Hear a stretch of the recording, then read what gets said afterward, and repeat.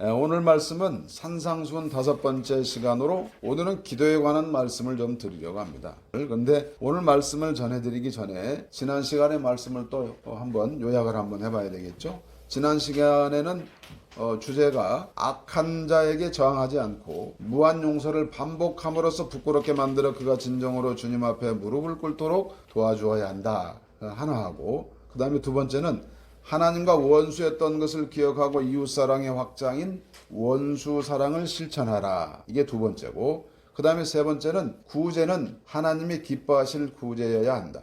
받는 자도 충분하게 배려하라, 이게 세 번째였습니다. 그래서 적용을 해보니까 가장 좋은 보복은 용서하는 것이라고 하는 교훈과, 그리고 또 원수를 사랑하라는 새로운 계명을 실천하기 위해서는 그리스도의 십자가를 생각하면서 자기를 부인하고 자기 십자가를 져야만 가능하다는 겁니다. 이것이 이제 복음을 최고의 위치에 두는 것이죠. 은밀한 구제를 실행하고 하나님께 영광을 올려드리려면은 구제의 대상에게 내가 빚을 갚는다고 하는 그런 마인드가 있어야 된다고 하는 거예요. 왜 그렇습니까? 하나님께 우리가 빚을 졌기 때문에 그 빚진 것을 구제 대상에게 갚는 것이다 하는 것을 인식을 해야 합니다. 그래서 결국 이러한 모든 행실은 선교와 전도를 향한 것이어야 된다는 거예요. 우리가 이 말씀을 잘 기억을 하고, 산상수훈의 전체적인 맥락이 다 그렇긴 한데요, 우리가 열심히 전도지를 돌리는 것도 훌륭한 방법이지만 그보다도 더 중요한 것이 우리의 삶의 모습, 성화된 모습이라고 하는 것을 기억을 합시다.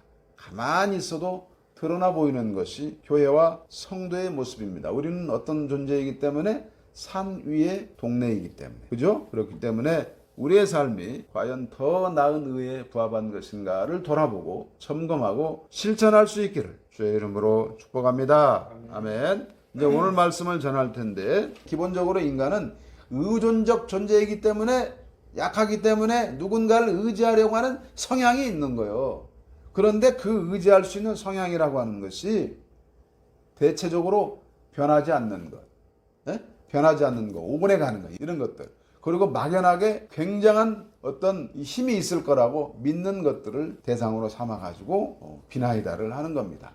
그러니까 해와 달과 별과 하늘과 호랑이, 곰, 나무, 귀신, 심지어는 사람까지도 이제 신으로 둔갑을 하기도 하는 것이죠. 그리고 요즘에는 이제 유명한 연예인들, 스포츠 스타, 이런 사람들이 뭔가 우리와는 다른 어떤 능력이 있을 것으로 생각하는 거죠. 또 교회 안에서는 누구? 부흥사, 목사, 이런 사람들, 또 조금 기도 좀 한다고 하는 장로, 권사, 이런 사람들이 뭐가 우리와는 다른 어떤 특별한 능력이 있는 것으로 생각하고 그들을 우상처럼 떠받드는 그런 일들도 있다는 겁니다. 이런 대상들한테 기대가지고 자신들의 바람을 구하고 이루어지기를 기도하는 것이죠. 그런데 말이죠, 우리는 원래는 그 하나님이라고 하는 존재를 알 수 있게 만들어졌잖아요. 그래서 하나님의 형상으로 우리가 지음받았잖아요. 그런데 우리에게 뭐가 있어요? 원죄라는 게 있잖아요. 그래서 관계가 훼손이 되었잖아요. 그렇기 때문에 예수 그리스도가 아니면은 이게 형상이 회복이 될 수가 없는 거라. 그러나 희미하게 남아있는 거라. 그러니까 이 세상에 존재하는 모든 나라와 민족이 조금씩이나마 뭘 갖고 있어? 종교성을 다 갖고 있는 거예요.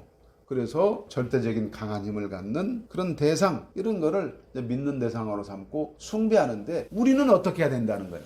이런 성향을 어떻게 하라는 거예요? 예수 그리스도를 구주로 영접하고 우리 하나님을 섬기도록 이걸 방향을 어떻게 해줘야 돼? 틀어줘야 된다는 거지. 그러니까 우리가 복음을 잘 알고 있어야 돼요? 몰라야 돼요? 알고 있어야 되는 것이고, 그러니까 또 우리가 또 이 성령의 역사로 말미암아 이러한 일들이 일어나는데, 하나님의 일하는 방식은 우리에게 기도를 하게 하시고 응답하는 방식으로 하시니까 우리가 말씀만 알고 있어도 안 되잖아. 그잖아. 우리가 뭘 할 줄 알아야 돼? 기도를 할 줄 알아야 되지. 그래서 오늘 우리 주님이 기도에 대한 이야기를 하시는 겁니다. 5절부터 8절까지 같이 읽어봅시다. 또 너희는 기도할 때 외식하는 자와 같이 하지 말라. 그들은 사람에게 보이려고 회당과 큰 거리 어귀에 서서 기도하기를 좋아하느니라. 내가 진실로 너희에게 이르노니 그들은 자기 상을 이미 받았느니라. 너는 기도할 때 내 골방에 들어가 문을 닫고 은밀한 중에 계신 내 아버지께 기도하라. 은밀한 중에 보시는 내 아버지께서 갚으시리라. 또 기도할 때 이방인과 같이 중언부언하지 말라. 그들은 말을 많이 하여 들으실 줄 생각하느니라. 그러므로 그들을 본받지 말라. 구하기 전에 너희가 있어야 할 것을 하나님 너희 아버지께서 아시느니라. 아멘. 당시에 이제 유대인들은요 형식적이고 율법에 매인 종교 생활을 한 거예요. 신앙 생활이 아니고. 예? 이들은 칭찬받기를 좋아했습니다. 그리고 쓸데없이 말을 많이 했습니다. 욕심이 가득한 기도를 했습니다. 5절에 보니까 외식하는 자처럼 하지 말라고 말을 하고 있어요. 기도를 사람들에게 보이는 기도를 하지 말라고 합니다. 우리가 좀 생각을 해봅시다. 우리가 흔히 기도를 좀 한다는 사람들은 아주 화려한 언변으로 아주 찰지게 기도하지 않습니까? 나는 그런 모습을 보면은요 마치 연예인들이 공연하는 것 같아. 예? 하나님이 아닌 사람을 향한 기도가 되고 마는 경우가 많이 있다 이 말이에요. 그러면은 이런 경우에는 진실함, 간절함과는 아주 관계가 없어지는 거예요. 그죠? 그 다음에 이제 예수님 또 뭐라고 말했어요? 은밀한 기도하라고 말하지 않습니까? 기도할 때 꼭 아무도 없는 골방에 들어가가지고 기도하라 그런 건 아니죠. 물론 개인마다 기도가 잘 되는 장소가 따로 있기는 해요. 이 말은 각각 자신만의 은밀한 마음의 골방을 갖고 있으라. 마음의 골방이라는 건 뭐예요? 예수 그리스도가 우리 주님이 우리의 마음 가운데 거하실 수 있는 장소가 있어야 된다는 거예요. 세상 것으로 분주해 가지고 하나님이 우리 가운데 거할 수 있는 장소가 없다면 골방이 있는 거예요, 없는 거예요? 없는 거예요. 세상 것으로 가득 찬 상태에서 하나님을 만날 골방이 있겠느냐? 없다는 말이에요. 없다는 말이에요. 자신의 영성을 회복해야지. 자신의 영성이 바탕이 되지 않으면 하나님과 교제를 나눌 수가 없는 거예요. 청교도적인 영성, 개혁주의적인 영성, 진정한 기독교적인 영성이라는 게 뭐가 있어요? 그 안에 삶의 모든 그런 표지, 지표 이런 것들이 다 담겨 있는 게 영성 아닙니까? 그렇지 않습니까? 제자도, 종으로서의 섬김 이런 게 다 담겨 있는 영성인데 이 영성이 똑바르지 않으면 어떻게 된다는 거예요? 망한다는 거예요. 기도고 뭐고 다 필요 없어. 그러니까 이 올바른 영성을 소유하려면은 하나님이 누구신지 내가 누구신지 성경의 말씀이 무엇인지 알아야 된다는 거죠. 남녀가 교제를 한다고 칩시다. 지금 연애를 막 시작을 했어. 몰라 서로가 어떻게 교제가 되겠어요? 우리가 지금 예수 믿은 지가 몇 년이요? 근데 예수를 몰라. 그러면 어떻게 이 교제가 이루어지겠냐 그 말이에요. 지금 그 이야기를 하고 있는 거예요. 그래서 하나님을 더 알고 또 나도 알고 또 성경에는 무엇이 기록되어 있는가 이것도 알고 그래야 진정한 교제를 나눌 수 있는 것입니다. 나를 안다고 말하는 것은 내 정체성을 찾는 거예요. 내가 누구 자식인가? 그리스도 안에서 정체성을 찾는 거예요. 남녀가 결혼을 하잖아요. 그러면 정체성이 딱 생기잖아. 남자는 남편이 되고 여자는 아내가 되는 거예요. 아이가 생기면 엄마가 되고 아빠가 되는 이것이 정체성이에요. 그러면은 각자의 신분에 맞게 일을 합니까 안 합니까? 일을 하는 거예요. 아빠가 됐으니까 아빠 노릇하는 거고 엄마가 됐으니까 엄마 노릇하는 거. 이것이 바로 정체성이라는 거예요. 그러면 그리스도인이 되었으면 어떻게 해야 돼? 그리스도인으로서의 일을 해야 된다는 거예요. 그래서 특별히 기도와 관련된 것을 한번 이야기를 해보자는 거예요. 이방인처럼 기도해서는 안 된다고 말하죠. 형식적인 기도, 사람을 향한 기도, 쓸데없이 말만 많이 하는 기도, 그리고 무엇보다도 영성이 없는 기도. 이거는 뭐요? 기계적인 기도요. 아무 생각 없이 중얼거리는 기도입니다. 이런 기도를 하지 말라고 말씀을 하시는 거예요. 왜 그렇습니까? 하나님은 모든 것을 다 아시기 때문이라고 말하지 않습니까?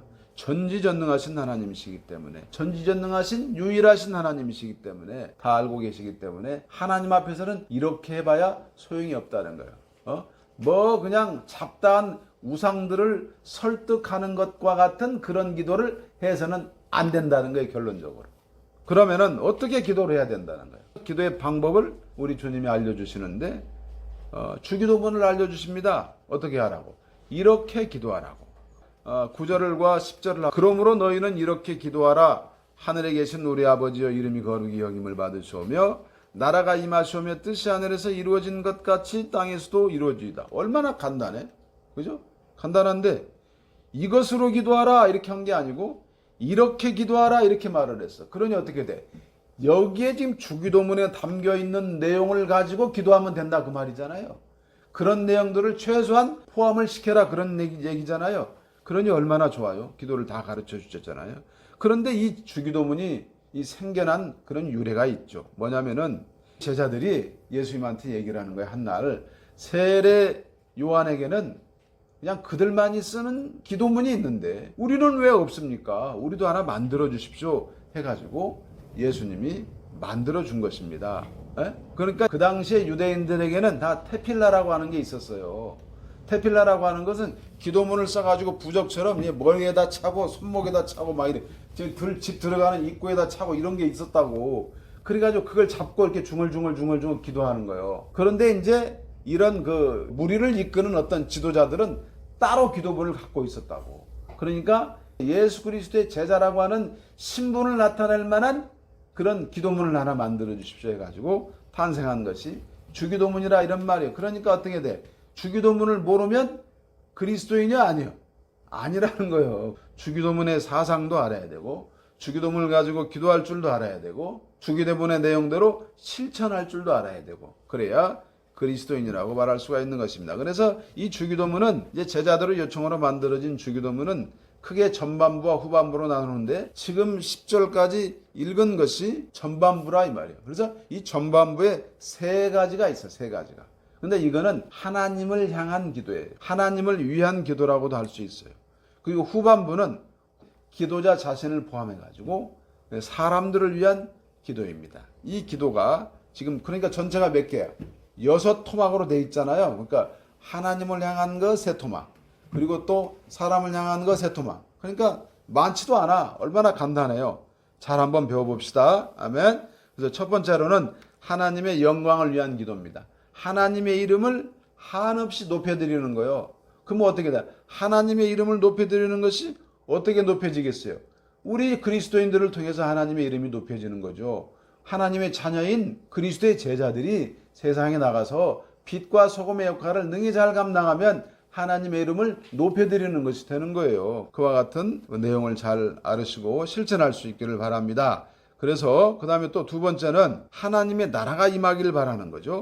그리스도가 오심으로 말미암아서 이루어진 하나님의 나라가 속히 완성되기를 바라는 것인데 이거는 이제 신학적인 내용이긴 하지만 종말에 대한 소망을 나타내는 것입니다. 그러니까 이미 종말이 이루어졌잖아요. 예수 그리스도가 오심으로 종말이 이루어졌습니다. 마지막 때 예수 그리스도가 다시 오실 때 이 종말이 완성이 되지 않습니까? 심판 때. 그러니까 이미 종말이 시작이 되었지만 아직은 좀 완성이 되지 않았다. 이런 표현을 할 수가 있는데 그래서 이거를 긴장관계에 있다고 그러잖아요. 고무줄을 당기면 팽팽한 것 같은 그런 긴장관계에 있는 것이죠. 그러니까 초림과 재림의 모티브를 생각을 하면은 종말에 대한 것을 이해할 수가 있겠다. 그래서 하나님 나라가 이 땅 가운데 이미 이루어졌지만 이 나라는 완성된 나라가 아니므로 마지막 재림 때에 하나님의 나라가 완성이 될 것이다. 이렇게 이해하면 되겠습니다. 그래서 이제 이것을 위해서 기도하는 것이죠. 그리고 세 번째는 하나님의 뜻이 하늘에서 이루어진 것 같이 땅에서도 이루어지기를 기도하는 것인데 하나님의 뜻이라고 하는 게 뭐겠습니까? 이거 딱 두 가지 아닙니까? 하나는 뭐예요? 하나님의 뜻은 이렇게 해야 구원을 받는다 하는 그런 구원의 원리, 하나님이 구원하시는 원리를 말씀하신 거, 이것이 하나님의 뜻이 될 것이고 또 하나는 구원받을 자가 누구다 이렇게 말씀하신 게 하나님의 뜻이요. 근데 구원받는 원리는 예수 믿으면 구원받잖아요. 그러니까 이건 성경에 다 나와 있잖아요. 근데 구원받을 자는 누군지를 모르네? 그냥 이런 사람이 구원받을 거야 라고만 해놨어. 이거 정말 답답하잖아. 출석부가 있으면 불러주면 끝인데. 그러니 어떻게 해야 돼? 계속 전도해야지 누군지 모르니까. 그런 원리가 있는 거예요. 그래서 감춰진 뜻과 알려진 뜻 이거를 바탕으로 우리는 복음의 비밀을 깨우쳐 알고 정말 이것을 세상에 나가서 전하면서 또 우리의 삶과 신앙의 일치를 통하여서 세상 사람들에게 이렇게 자꾸 보여줌으로써 결국은 하나님 나라가 완성이 되어가는 그런 은혜로움이 있는 것입니다. 그런데 이 세상의 교회라고 하는 거 불완전하잖아요. 왜 그렇습니까?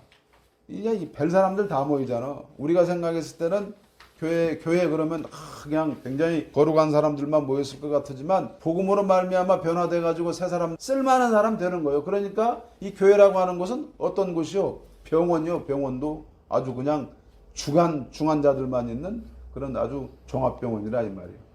그럼 우리가 그렇게 생각하고 나도 중병 환자였지만 예수 믿고 이렇게 변화가 돼 가지고 새 사람 되었다. 그래서 우리는 감사하게 생각하고 그런 사람들을 만나면 우리가 도와줘야 된다. 그런 결론에 도달하게 되는 겁니다. 그래서 우리는 하나님 뜻에 순종하게 해달라고 기도하면서 하나님 뜻이 이루어지기를 간구하는 것입니다. 그 다음에 이제 두 번째로는 누구를 위한 기도? 사람을 위한 기도를 하는 거예요. 그래서 11절부터 13절을 먼저 읽어볼게요. 오늘 우리에게 일용할 양식을 주셨고 우리가 우리에게 죄 지은 자를 사하여 준 것 같이 우리 죄를 사하여 주셨고 우리를 시험에 들게 하지 마시옵고 다만 악에서 구하시옵소서. 나라와 권세와 영광이 아버지께 영원히 있사옵나이다. 아멘. 이게 이제 나라와 권세와 영광이 아버지께 영원히 있사옵나이다. 이거는 또 그 다음에 이제 용서에 관한 부분이 있잖아요. 12절의 내용을 보충하는 것이 14절과 15절이라고 하는 거예요. 너희가 사람의 잘못을 용서하면 너희 하늘아버지께서도 너희 잘못을 용서하시려니와 너희가 사람의 잘못을 용서하지 아니하면 너희 아버지께서도 너희 잘못을 용서하지 아니하시리라. 이게 조건절로 붙어 있는 거라고. 그러니까 이걸 함께 이해하면 되는 거예요. 어쨌든 후반부에는 세 가지예요. 근데 첫 번째로는 물질을 이야기하고 있잖아요. 근데 하나님께 필요한 거 일용할 양식만을 구하라고 했어요. 이틀 것도 아니야, 3일 것도 아니야. 하루하루 먹을 것을 구하라고 말씀을 하고 계시는 거예요. 이거는 이제 광야에서 만나를 구할 때 하나님이 그렇게 말씀하셨잖아요. 그죠? 이틀 거 거둘 때는 언제요? 안식일 전날만 그랬잖아요. 그러니까 최소한 하루나 이틀분의 식량을 일용할 양식이라고 말할 수가 있는데, 그러니까 하나님만을 절대적으로 의지하라는 거요. 삶에 필요한 거 쓸 것들을 구할 때도 마찬가지라는 거예요. 차고 넘치게 막 쌓아놓고 그러지 말라는 거지. 햇빛과 물과 공기를 주는 것처럼 하나님이 주신 일반 은혜라고 말하는 거예요. 우리가 먹는 밥은 물질, 이거는 일반 은혜라고 말을 하는 것이죠. 그런데 항상 있는 이것을 갖다 너무나 그냥 자기만 쳐박아 놓으려고 욕심을 부리면 어떻게 되겠어요? 물질주의에 빠지는 거예요. 탐욕주의에 빠지게 되는 것이죠. 그리고 이제 물질이 많으면은 신앙생활에 방해가 돼. 그러니까 물질을 너무나 악한 것으로 생각하고 거부를 해. 그럼 어떻게 되겠어요? 그러면 금욕주의자 되는 거예요. 그럼 이상하게 되는 거야. 그러니까 근데 우리는 어떻게 해야 돼요? 이거를 적절하게 균형을 이루어야 된다. 적절히 균형을 맞춰야 돼. 그러니까 무슨 얘기야? 영과 육의 균형이 이루어져야 된다고 말하는 거예요. 그러니 육의 양식은 밥이지만 영의 양식은 뭐예요? 말씀이잖아요. 그러니까 이 밥과 말씀이라고 하는 것이 적절하게 균형을 이루어가지고 우리가 취할 수 있을 때, 그렇게 섭취할 수 있을 때에 우리의 영육이 강건해진다. 이렇게 이해를 하면 되겠습니다. 그래서 그것을 위해서 기도하는 거예요. 그 다음에 두 번째로는 타인과의 관계 설정인데, 죄 지은 자를 사하여 준 것 같이 우리 죄를 사하여 달라고 기도하는 거는, 이건 이제 빚을 졌다는 의미로 이제 번역을 했는데, 빚진 것을 없애주는 거예요. 그러니까 뭐예요? 용서해주고 그리고 같이 화해하는 거예요. 그러니까 우리가 용서를 받은 자로서 용서를 하지 않는다고 말하면 이것은 죄악이 되는 거 아니겠습니까?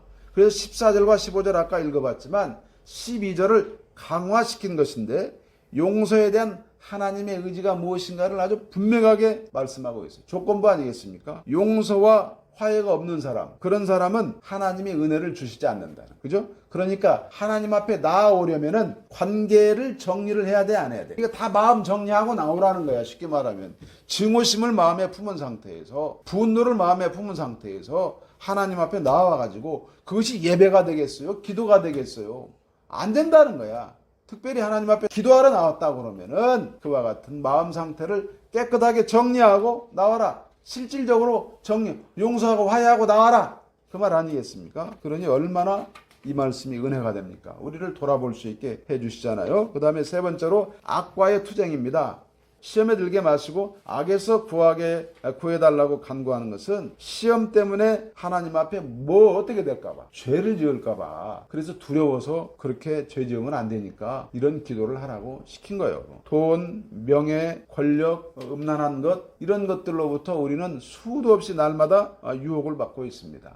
이것이 시험인데, 이 시험은 템테이션입니다. 우리가 유혹이라고 번역을 할 수 있다. 이 시험은 테스트하고는 완전히 달라요. 이거는 그야말로 마귀의 유혹, 이렇게 생각해 볼 수가 있는 것인데, 하나님을 멀리하게 됩니다. 이런 유혹에 빠져버리면 하나님을 멀리하게 되는 것이고요. 그래서 사탄은 그 각 사람에게 그 엔트리 포인트, 그 침입할 수 있는, 이 사람은 여기가 약점이야, 이거를 너무나 잘 알기 때문에 어떤 사람에게는 돈으로 공략하고 어떤 사람에게는 이 성으로 공략을 하고 어떤 사람은 명예를 가지고 공략하고 해가지고 그냥 무너뜨려 버리잖아요. 그러니까 수십 년 동안 목회를 잘했던 그런 훌륭한 목사님들이 어느 순간에 타락의 길로 가는 거. 그런 상황을 우리가 생각해 볼 수가 있잖아요. 또 유명한 어떤 정치인들 아주 깨끗하고 청렴했었는데 어느 순간에 뇌물을 받아가지고 마지막 피날레를 아주 그냥 추악하게 장식하는 그런 정치인들도 있지 않습니까? 그 다음에 이제 테스트가 있습니다. 테스트라고 하는 것이 있는데 요거는 누구나 겪어야 할 일이죠. 누구나 겪습니다. 인생을 살다 보면 어려운 일들이 우리가 학교 다닐 때 시험 보잖아. 1학년 때 시험 보고 2학년 때 시험 봐서 탁탁탁 올라가는 거 아닙니까? 시험을 패스하면 자격증도 주고 이게 바로 신앙의 테스트라고 하는 것입니다. 이것을 우리는 시험이라고 말할 수 있는데 이거는 어려움을 극복하고 신앙의 성장이 되고 하나님을 더 가깝게 느낄 수 있는 그런 에너지가 되는 것이죠. 시련을 이기고 나면은 하나님은 더 큰 은혜를 주시게 마련인 겁니다. 그런데요, 이와 같은 역경을 만나가지고 고난을 이 테스트를 통과해가지고 그 신앙의 성숙이 이루어지고 더 큰 은혜를 받는 사람도 있지만 이런 테스트를 만났을 때 무너지는 사람도 있을 거 아니에요.